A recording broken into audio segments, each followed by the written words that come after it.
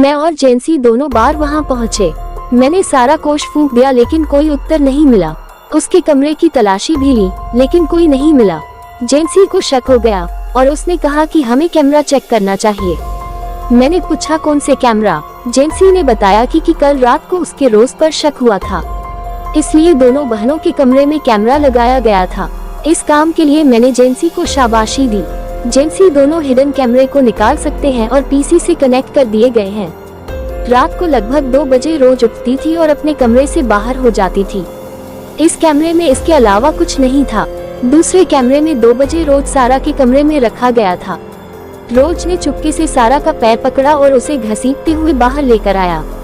इसके बाद क्या हुआ ये पता लगाने के लिए हमारे पास कोई भी सबूत नहीं था, इसलिए हमने अपनी तहकीकात को यहीं पर अटका कर दिया।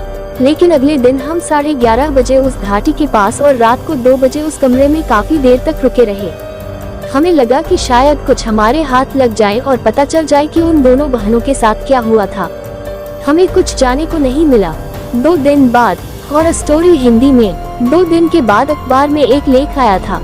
इनमें शामिल था कि गोयनका हॉस्पिटल की नर्स ट्रिलिया ने किलिंग लिखा था। मैं और जेंसी उन दोनों बहनों के लिए बहुत दुखी थे। पता नहीं उन दोनों बहनों के साथ क्या हुआ होगा, लेकिन जो कुछ भी हुआ होगा वह बहुत भयानक होगा। क्या हमको इसकी तह तक आगे जारी रखा जाना चाहिए? क्या है इसकी पूरी मिस्ट्री? अगर आप जानने को रहस्य है तो इसके हिस्से 2 के बारे में तो कमेंट में साइन इन करें। हम इसका हिस्सा 2 भी जल्द पेश करेंगे। आप पढ़ रहे हैं